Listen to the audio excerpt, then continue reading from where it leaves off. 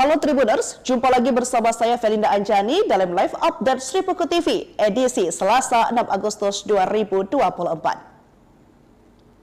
Sumatera terancam gelap gulita, Banten terdampak, Polda Sumsel tertibkan tambang ilegal. Detik-detik menegangkan saat tim gabungan itu terdiri Polda Sumsel dan Polres Muara Enim, Satpol PP Muara Enim dan PTBA yang dipimpin langsung Wakapolda Sumsel Brigjen Pol M. Zulkarnain, SIK MSI melakukan penertiban tambang ilegal pada Senin 5 Agustus 2024. Belakangan terkuak mengapa Jenderal Bintang 1 ini sampai turun ke lapangan, melakukan cek-recek dan ikut melakukan eksekusi penertiban. Ternyata dampak dari pertambangan ilegal berdampak kemana-mana, terutama pasokan listrik di Sumatera, khususnya Sumatera Selatan. Bahkan dampak ke daerah lain juga sangat besar, karena akan membuat Banten dan sekitarnya mengalami gelap gulita, tanpa listrik dan penerangan. Diketahui tambang ilegal batubara itu beroperasi di IUP, PTBA, dan HGU PTBSP di 3 lokasi, yakni kawasan Tanjung Agung, Kecamatan Tanjung Agung, Simpang Karso dan Bintan, Desa Keban Agung, Kecamatan Lawang Kidul, Muara Enim. Maka itu Wakapolda Sumsel didampingi Kepala Biro Operasional Polda Sumsel Kombes M. Anis Prasetyo Santoso, Brimob Sumsel, Wakapolres Muara Enim, Kompol Roy Arpian, Tambunan SPSIK, PLT Kasatpol PP Muara Enim, Andril Martin, SE, Kapolsek Lawang Kidul Ibtu KMS Erwin, VP Penambangan PTBA Suratman dan pihak terkait langsung melakukan penertiban. Tak tanggung-tanggung, persiapan dilakukan dengan matang. Tim gabungan dengan ratusan personel dari Brimob Polres Muara Enim, Polsek Lawang Kidul dan Tanjung Agung dan Satpol Muara Enim tersebut melakukan apel gabungan di Mapolres Muara Enim, melakukan persiapan sekitar pukul 2. Tim kemudian dibagi menjadi 3 lokasi tambang liar yang beroperasi di IUP, PTBA, dan HGU PTBSP di 3 lokasi. Yakni tim pertama mendatangi lokasi di Tanjung Agung, Kecamatan Tanjung Agung, lalu tim kedua di Simpang Karso dan Bintan.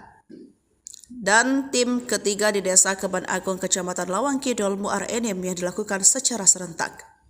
Dalam proses penertiban itu, tim gabungan berhasil diamankan beberapa barang bukti kendaraan, karung berisi batu bara dan warga yang diduga melakukan aktivitas penambangan di Mapolres Muara Enim.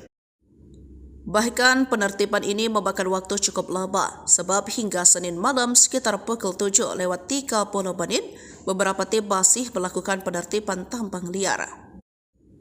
Selain itu juga dilakukan penertiban pula di lokasi tambang liar dan bangunan liar oleh tim gabungan serta penutupan akses jalan kendaraan tambang liar ke lokasi tambang. Petugas kemudian membuat parit dan membuat garis pembatas polis lain oleh pihak PTBA. Seusai penertiban, Wakapolda Sumsel Brigjen Pol M. Zulkarnain mengungkapkan rahasia besar jika kegiatan penertiban tambang liar yang berada dalam IUP PTBA dan HGU PTBSP bagian penyelamatan aset dan juga untuk kemaslahatan umat. Sebab selain penambangan liar tersebut tentu sangat melanggar hukum untuk juga akan mengganggu bahan baku kelistrikan untuk PLTU Suralaya, PLTU Bukit Asam, dan PLTU Sumsel 8. Sehingga kewajiban kita bersama menjaganya masa kita daerah lambung energi, namun kita memakai lilin, ujar Wakapolda. Menurutnya, dari hasil penertiban di lapangan, petugas mengamankan barang bukti yang akan dikembangkan, sehingga mengetahui siapa otak di balik operasi di tambang ilegal tersebut. Maka untuk ke depan akan terus kita awasi, namun caranya masih rahasia. Tetapi saat ini, kita sudah lakukan penertiban dan membuat jalur parameter sehingga penambang ilegal tidak bisa masuk kembali dalam lokasi tambang tersebut. Iya. Ya, gimana? Terkait hari ini, Ya, kita penertiban dan menertibkan HGU dan IUP, ya, PTBA dan HGU PTBSP yang diduduki oleh penambang-penambang liar yang tentunya hal ini melanggar hukum. Jadi perlu kita tertibkan bersama-sama dengan stakeholder yang ada sehingga permasalahan ini bisa selesai. Karena apa? seperti tadi kita ketahui bahwa pit yang di belakang kita ini melayani PLTU di Suralaya. Ya, listrik di Pulau Jawa itu jantungnya di sini. Kalau di sini suplainya terhambat, pasti akan jadi masalah. Kemudian di Tanjung Agung itu PLTU Sumsel 8. Jadi pasokan batu bara untuk menyuplai ke Sumsel 8 itu harus juga penuh. Jadi sekarang belum maksimal suplainya dan mau dibesarkan lagi sehingga listrik di Pulau Sumatera ini bisa terjamin keberlangsungan. Untuk penertibannya untuk para penambang liarnya atau pelakunya ini mana? Ya, sementara ini kan mereka sudah kosong, jadi kita akan amankan, kita bikin perimeter supaya mereka tidak masuk lagi, sehingga ya kita beri kelonggaran mereka. untuk penertiban hari ini ada berapa lokasi, Jenderal? Lokasi di Tanjung Agung, kemudian di sini, sama satu lagi di Simpang Karso. Sudah 3. Tidak ada temuan Jenderal selama melakukan sidak tadi. Ada beberapa pit yang hasil tambangan mereka, ada barang bukti di sana, akan kita kembangkan sehingga ya akan menyasar kepada pemilik daripada batu bara tersebut. Harapan Bukan pemilik ya, pemilik beda, pemiliknya PTBA. Harapannya Tambang secara ilegal tadi. Harapannya, Jenderal? Ya, harapannya tadi ya kawasan PTBA ini merupakan BUMN yang mana BUMN ini harus kita jaga. Kemudian di sini juga ada proyek strategis nasionalnya yaitu Sumsel 8 itu. Oke. Pak, upaya Kalau enggak kita duduk pakai lilin kalau itu tak berjalan. Pak, upaya mengantisipasinya agar tidak terjadi lagi mana, Pak? Ya, akan kita lakukan CB-CB-nya nanti berikut. Nah, ini masih rahasia. Nanti kita terus pantau ya. Kita akan kerjasama dengan PTBA untuk memberikan metode yang cukup kuat supaya penambang ilegal tidak masuk lagi. Terima kasih ya. Terima kasih. Reza, itu dari Kapolda Sumsel, kita melaporkan dari Morenin. Pilot Selandia Baru OPM diburu 3 negara. Brigjen Elkios Koba ketakutan. Tembak mati pilot Selandia Baru, OPM diburu 3 negara, Brigjen Elkios Koba ketakutan.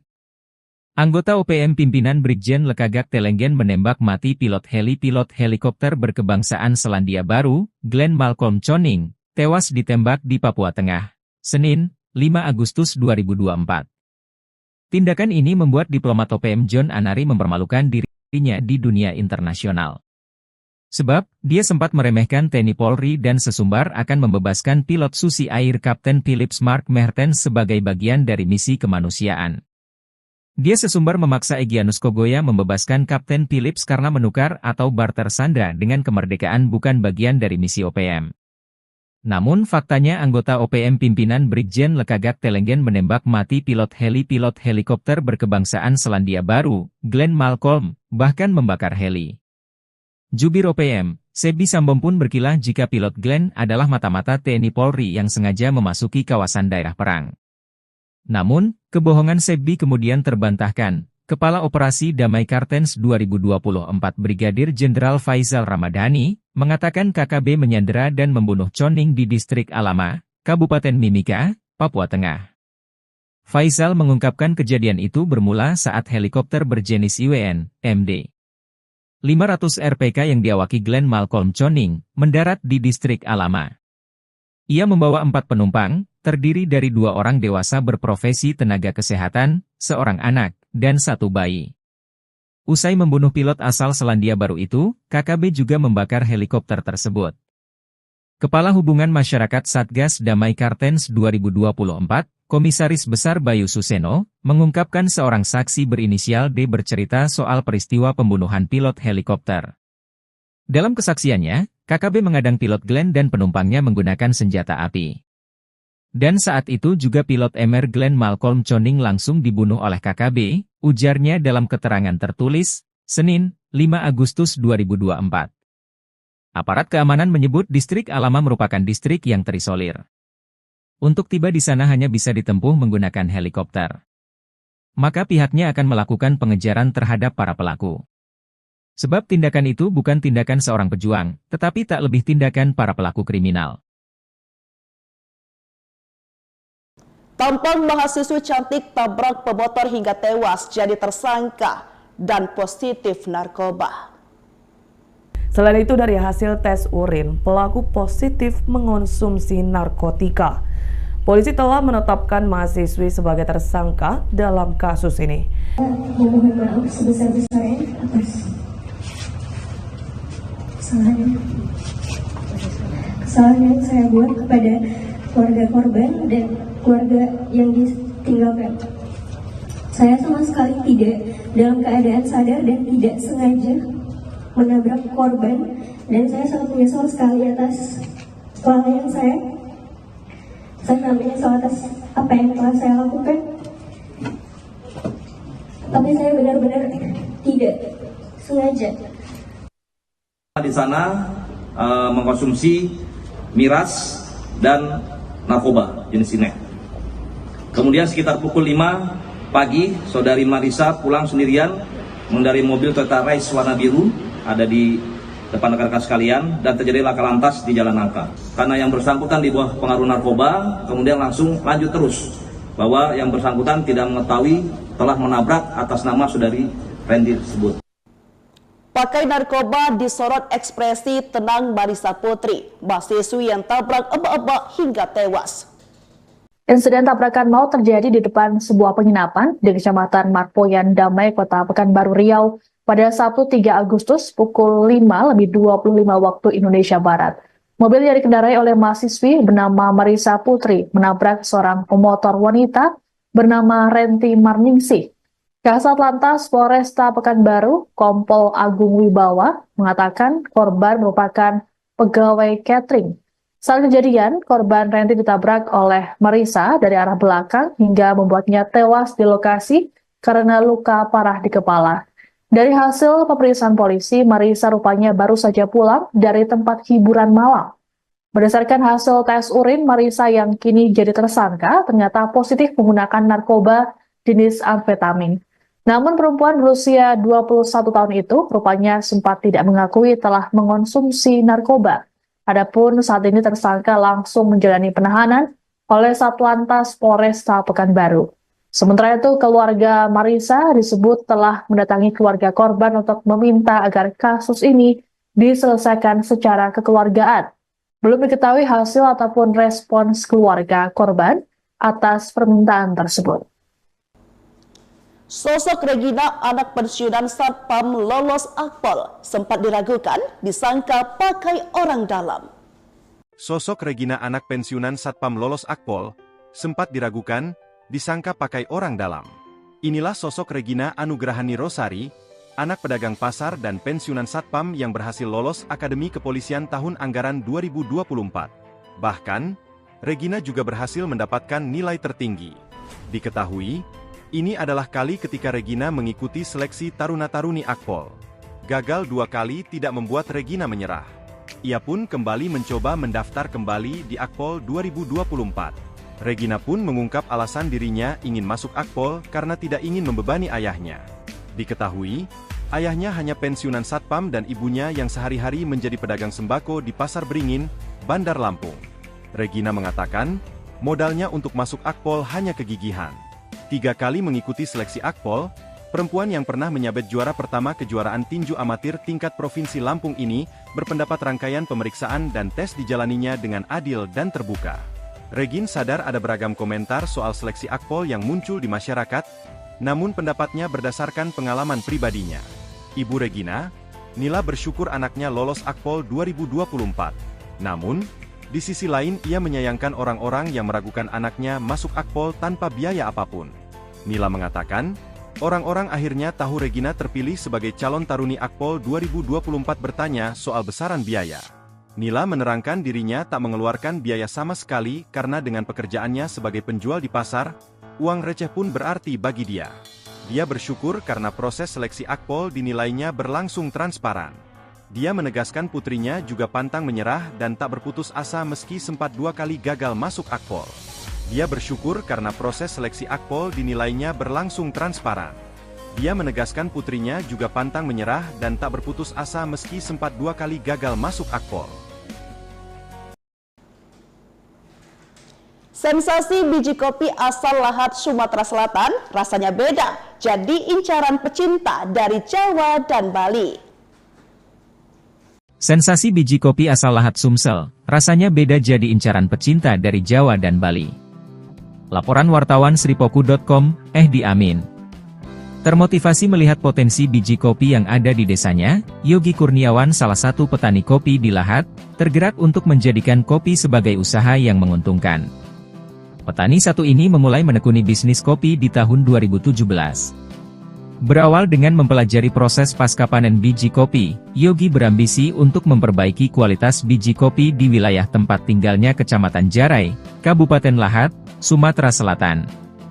Berlanjut dengan mengolah biji kopi, Yogi mulai menjual biji kopi kepada berbagai pemilik kedai kopi dan roastery. Pada November 2019, Yogi membuka toko online kopi Serambi di Tokopedia untuk menjawab permintaan pelanggan di berbagai kota di Indonesia. Melalui Tokopedia, Yogi banyak menjual green beans atau biji kopi mentah yang dibutuhkan oleh roastery-roastery untuk diolah menjadi kopi. Rata-rata pelanggan Yogi di Tokopedia adalah para pelaku usaha lainnya yang juga menjual produk kopi atau memiliki kedai kopi. Dengan memperoleh omzet jutaan rupiah di Tokopedia, Yogi juga bisa mendapatkan pelanggan dari luar daerah, seperti di Pulau Jawa, Bali dan Nusa Tenggara. Usaha kopi Serambi membawa berkah bagi Yogi karena bisa membantu meningkatkan perekonomian keluarganya. Yogi juga bisa mampu membuka lapangan pekerjaan bagi masyarakat sekitar untuk menjadi buruh lepas, misalnya sebagai penyortir biji kopi, ketika masa panen tiba.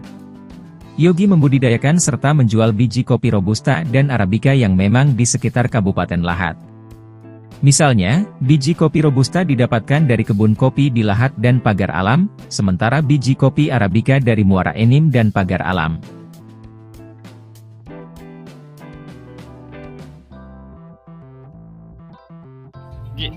Ngapa memilih untuk bisnis kopi gitu? Ya karena di lokasi tempat kita tinggal itu daerah penghasil kopi Robusta, basis kopi Robusta. Sejak kapan gitu mulai menggeluti usaha kopi? Sejak 2017 Kak. Sekarang apa yang sudah dihasilkan dari bisnis kopi? Alhamdulillah sejauh ini sudah ada pendapatan bulanan jutaan rupiah.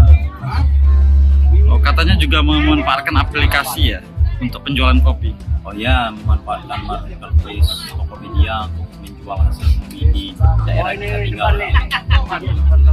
Kalau untuk pengiriman kopi atau penjualan kopi di sendiri sejauh ini selain di Kabupaten Lahat di mana aja?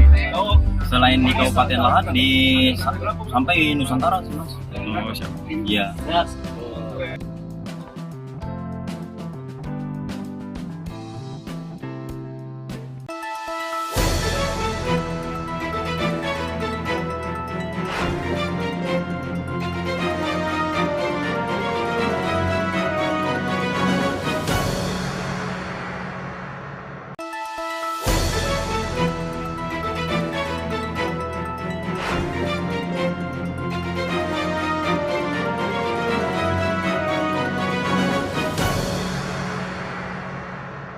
Halo Tribuners, jumpa lagi bersama saya Felinda Anjani dalam live update Sripoku TV edisi Selasa 6 Agustus 2024. Sumatera terancam gelap gulita, Banten terdampak, Polda Sumsel tertibkan tambang ilegal.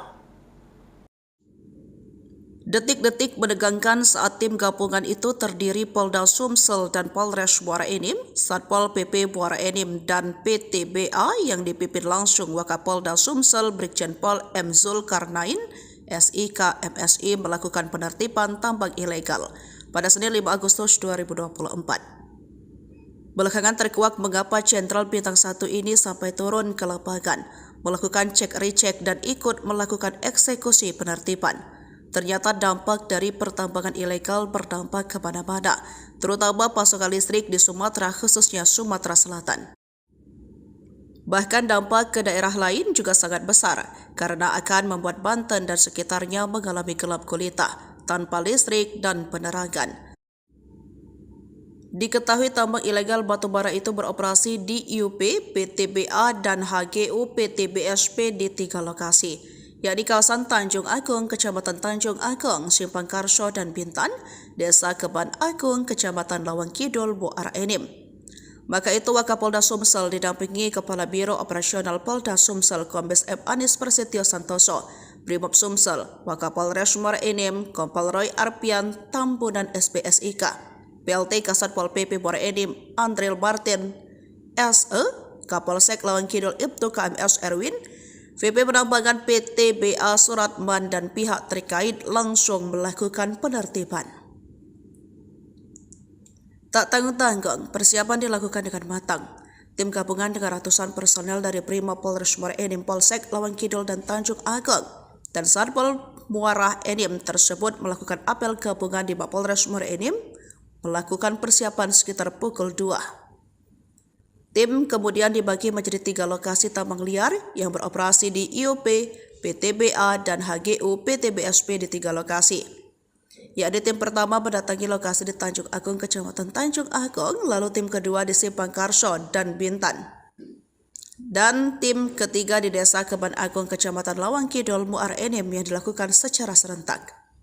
Dalam proses penertiban itu, tim gabungan berhasil diamankan beberapa barang bukti kendaraan, karung berisi batu bara, dan warga yang diduga melakukan aktivitas penambangan di Mapolres Muara Enim. Bahkan penertiban ini memakan waktu cukup lama, sebab hingga Senin malam sekitar pukul 7:30 beberapa tim masih melakukan penertiban tambang liar. Selain itu juga dilakukan penertiban pula di lokasi tambang liar dan bangunan liar oleh tim gabungan serta penutupan akses jalan kendaraan tambang liar ke lokasi tambang. Petugas kemudian membuat parit dan membuat garis pembatas polis lain oleh pihak PTBA. Seusai penertiban, Wakapolda Sumsel Brigjen Pol M. Zulkarnain mengungkapkan rahasia besar jika kegiatan penertiban tambang liar yang berada dalam IUP PTBA dan HGU PTBSP bagian penyelamatan aset dan juga untuk kemaslahatan umat. Sebab selain penambangan liar tersebut tentu sangat melanggar hukum untuk juga akan mengganggu bahan baku kelistrikan untuk PLTU Suralaya, PLTU Bukit Asam, dan PLTU Sumsel 8.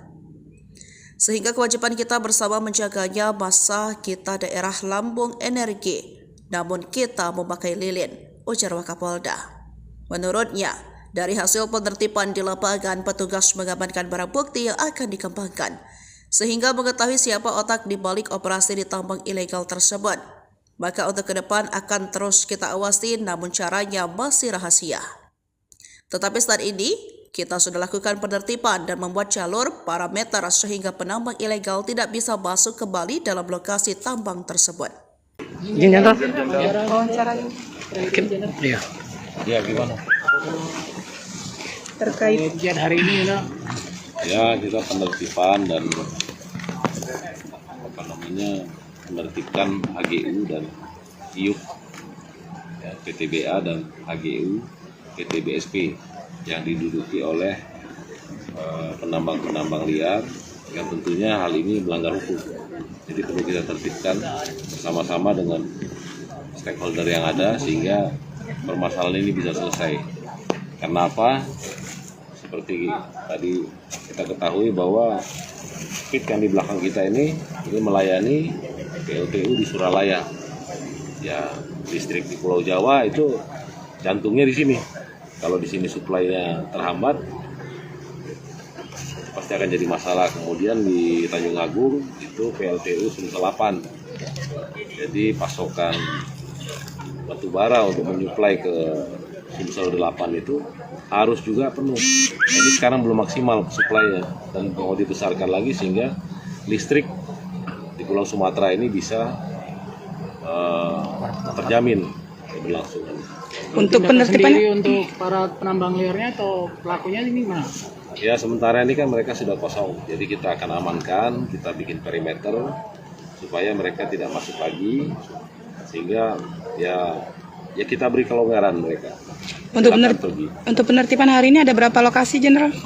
lokasi di Tanjung Agung, kemudian di sini, sama satu lagi di Simpang Karso. Sudah 3. Tidak ada temuan Jenderal selama melakukan sidak tadi? Ada beberapa pit yang hasil tambangan mereka, ada barang bukti di sana, akan kita kembangkan sehingga ya akan menyasar kepada pemilik daripada batu bara tersebut.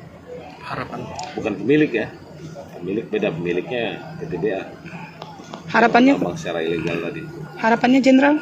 Ya harapannya tadi ya kawasan PTBA ini merupakan BUMN yang mana BUMN ini harus kita jaga. Kemudian di sini juga ada proyek strategis nasionalnya, yaitu Sumsel 8 itu. Oke. Pak, upaya mengatasi kalau enggak kita duduk pakai lilin kalau itu enggak berjalan. Pak, upaya mengantisipasinya agar tidak terjadi lagi pada Pak? Ya akan kita lakukan CB-CB-nya nanti berikut. Nah, ini masih rahasia.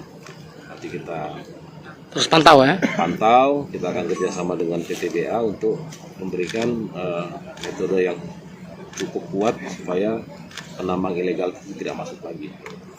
Oke. Terima kasih ya. Terima kasih. Reza, itu dari Kapolda Sumsel, saya melaporkan dari Morenin. Tembak mati pilot Selandia Baru, OPM diburu 3 negara, Brigjen Elkios Koba ketakutan. Tembak mati pilot Selandia Baru, OPM diburu 3 negara, Brigjen Elkios Koba ketakutan. Anggota OPM pimpinan Brigjen Lekagak Telenggen menembak mati pilot helikopter berkebangsaan Selandia Baru, Glenn Malcolm Choning, tewas ditembak di Papua Tengah, Senin, 5 Agustus 2024. Tindakan ini membuat diplomat OPM John Anari mempermalukan dirinya di dunia internasional. Sebab, dia sempat meremehkan TNI Polri dan sesumbar akan membebaskan pilot Susi Air Kapten Philips Mark Mertens sebagai bagian dari misi kemanusiaan. Dia sesumbar memaksa Egyanus Kogoya membebaskan Kapten Philips karena menukar atau barter sandra dengan kemerdekaan bukan bagian dari misi OPM. Namun faktanya anggota OPM pimpinan Brigjen Lekagak Telenggen menembak mati pilot helikopter berkebangsaan Selandia Baru, Glenn Malcolm, bahkan membakar heli. Jubir OPM, Sebi Sambom pun berkilah jika pilot Glenn adalah mata-mata TNI Polri yang sengaja memasuki kawasan daerah perang. Namun, kebohongan Sebi kemudian terbantahkan. Kepala Operasi Damai Kartens 2024 Brigadir Jenderal Faisal Ramadhani, mengatakan KKB menyandera dan membunuh Choning di Distrik Alama, Kabupaten Mimika, Papua Tengah. Faisal mengungkapkan kejadian itu bermula saat helikopter berjenis IWN, MD 500 RPK yang diawaki Glenn Malcolm Choning, mendarat di Distrik Alama. Ia membawa 4 penumpang, terdiri dari 2 orang dewasa berprofesi tenaga kesehatan, 1 anak, dan 1 bayi. Usai membunuh pilot asal Selandia Baru itu, KKB juga membakar helikopter tersebut. Kepala Hubungan Masyarakat Satgas Damai Kartens 2024, Komisaris Besar Bayu Suseno, mengungkapkan seorang saksi berinisial D bercerita soal peristiwa pembunuhan pilot helikopter. Dalam kesaksiannya, KKB mengadang pilot Glenn dan penumpangnya menggunakan senjata api. Dan saat itu juga pilot MR Glenn Malcolm Choning langsung dibunuh oleh KKB, ujarnya dalam keterangan tertulis, Senin, 5 Agustus 2024. Aparat keamanan menyebut distrik Alama merupakan distrik yang terisolir. Untuk tiba di sana hanya bisa ditempuh menggunakan helikopter. Maka pihaknya akan melakukan pengejaran terhadap para pelaku. Sebab tindakan itu bukan tindakan seorang pejuang, tetapi tak lebih tindakan para pelaku kriminal. Tampang mahasiswa cantik tabrak pemotor hingga tewas jadi tersangka dan positif narkoba. Selain itu dari hasil tes urin, pelaku positif mengonsumsi narkotika. Polisi telah menetapkan mahasiswi sebagai tersangka dalam kasus ini. Mohon maaf sebesar-besarnya atas kesalahan yang saya buat kepada keluarga korban dan keluarga yang ditinggalkan. Saya sama sekali tidak dalam keadaan sadar dan tidak sengaja menabrak korban, dan saya sangat menyesal sekali atas kelalaian saya. Saya sangat menyesal atas apa yang telah saya lakukan. Tapi saya benar-benar tidak sengaja. Di sana mengkonsumsi miras dan narkoba jenis sinek. Kemudian sekitar pukul 5 pagi, saudari Marisa pulang sendirian mengendarai mobil Toyota Race warna biru ada di depan rekan-rekan sekalian dan terjadi laka lantas di Jalan Nangka. Karena yang bersangkutan di bawah pengaruh narkoba, kemudian langsung lanjut terus bahwa yang bersangkutan tidak mengetahui telah menabrak atas nama saudari Randy tersebut. Pakai narkoba disorot ekspresi tenang Marisa Putri, mahasiswi yang tabrak eba-eba hingga tewas. Insiden tabrakan maut terjadi di depan sebuah penginapan di Kecamatan Marpoyan Damai, Kota Pekanbaru Riau pada Sabtu 3 Agustus pukul 5:25 waktu Indonesia Barat. Mobil yang dikendarai oleh mahasiswi bernama Marisa Putri menabrak seorang pemotor wanita bernama Renti Marningsih. Kasat Lantas Polresta Pekanbaru, Kompol Agung Wibawa, mengatakan korban merupakan pegawai catering. Saat kejadian, korban Renti ditabrak oleh Marisa dari arah belakang hingga membuatnya tewas di lokasi karena luka parah di kepala. Dari hasil pemeriksaan polisi, Marisa rupanya baru saja pulang dari tempat hiburan malam. Berdasarkan hasil tes urin, Marisa yang kini jadi tersangka ternyata positif menggunakan narkoba jenis amfetamin.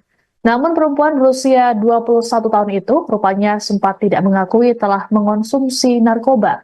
Adapun saat ini tersangka langsung menjalani penahanan oleh Satlantas Polresta Pekanbaru.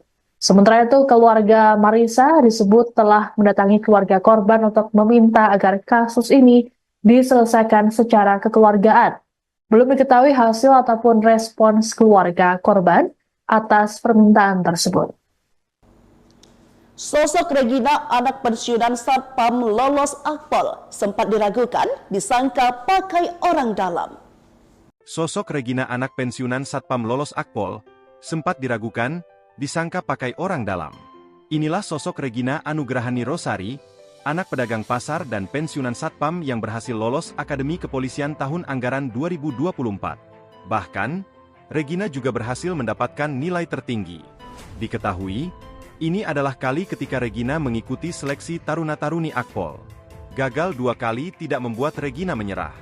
Ia pun kembali mencoba mendaftar kembali di Akpol 2024. Regina pun mengungkap alasan dirinya ingin masuk Akpol karena tidak ingin membebani ayahnya. Diketahui, ayahnya hanya pensiunan Satpam dan ibunya yang sehari-hari menjadi pedagang sembako di Pasar Beringin, Bandar Lampung. Regina mengatakan, modalnya untuk masuk Akpol hanya kegigihan. 3 kali mengikuti seleksi Akpol, perempuan yang pernah menyabet juara pertama kejuaraan tinju amatir tingkat Provinsi Lampung ini berpendapat rangkaian pemeriksaan dan tes dijalaninya dengan adil dan terbuka. Regina sadar ada beragam komentar soal seleksi Akpol yang muncul di masyarakat, namun pendapatnya berdasarkan pengalaman pribadinya. Ibu Regina, Nila, bersyukur anaknya lolos Akpol 2024. Namun, di sisi lain ia menyayangkan orang-orang yang meragukan anaknya masuk Akpol tanpa biaya apapun. Nila mengatakan, orang-orang akhirnya tahu Regina terpilih sebagai calon taruni Akpol 2024 bertanya soal besaran biaya. Nila menerangkan dirinya tak mengeluarkan biaya sama sekali karena dengan pekerjaannya sebagai penjual di pasar, uang receh pun berarti bagi dia.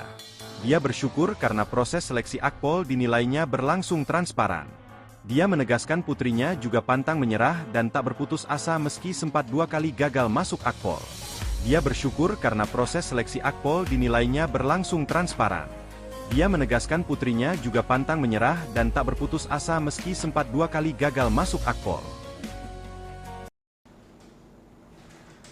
Sensasi biji kopi asal Lahat Sumatera Selatan rasanya beda, jadi incaran pecinta dari Jawa dan Bali. Sensasi biji kopi asal Lahat Sumsel, rasanya beda jadi incaran pecinta dari Jawa dan Bali. Laporan wartawan Sripoku.com, Ehdi Amin. Termotivasi melihat potensi biji kopi yang ada di desanya, Yogi Kurniawan, salah satu petani kopi di Lahat, tergerak untuk menjadikan kopi sebagai usaha yang menguntungkan. Petani satu ini memulai menekuni bisnis kopi di tahun 2017. Berawal dengan mempelajari proses pasca panen biji kopi, Yogi berambisi untuk memperbaiki kualitas biji kopi di wilayah tempat tinggalnya Kecamatan Jarai, Kabupaten Lahat, Sumatera Selatan. Berlanjut dengan mengolah biji kopi, Yogi mulai menjual biji kopi kepada berbagai pemilik kedai kopi dan roastery. Pada November 2019, Yogi membuka toko online kopi Serambi di Tokopedia untuk menjawab permintaan pelanggan di berbagai kota di Indonesia. Melalui Tokopedia, Yogi banyak menjual green beans atau biji kopi mentah yang dibutuhkan oleh roastery-roastery untuk diolah menjadi kopi. Rata-rata pelanggan Yogi di Tokopedia adalah para pelaku usaha lainnya yang juga menjual produk kopi atau memiliki kedai kopi. Dengan memperoleh omzet jutaan rupiah di Tokopedia, Yogi juga bisa mendapatkan pelanggan dari luar daerah, seperti di Pulau Jawa, Bali dan Nusa Tenggara. Usaha kopi Serambi membawa berkah bagi Yogi karena bisa membantu meningkatkan perekonomian keluarganya. Yogi juga bisa mampu membuka lapangan pekerjaan bagi masyarakat sekitar untuk menjadi buruh lepas, misalnya sebagai penyortir biji kopi, ketika masa panen tiba. Yogi membudidayakan serta menjual biji kopi Robusta dan Arabica yang memang di sekitar Kabupaten Lahat. Misalnya, biji kopi Robusta didapatkan dari kebun kopi di Lahat dan Pagar Alam, sementara biji kopi Arabica dari Muara Enim dan Pagar Alam.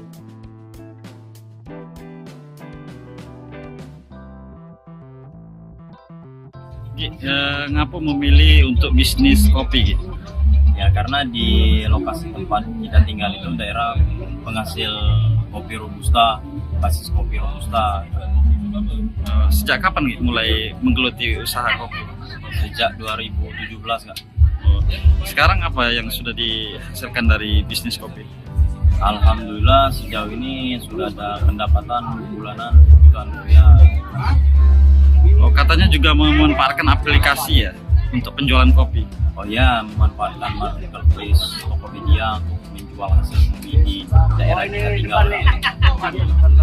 Kalau untuk pengiriman kopi atau penjualan kopi di sendiri sejauh ini selain di Kabupaten Lahat di mana aja? Selain di Kabupaten Lahat sampai Nusantara sih Mas. Oh, siapa? Iya.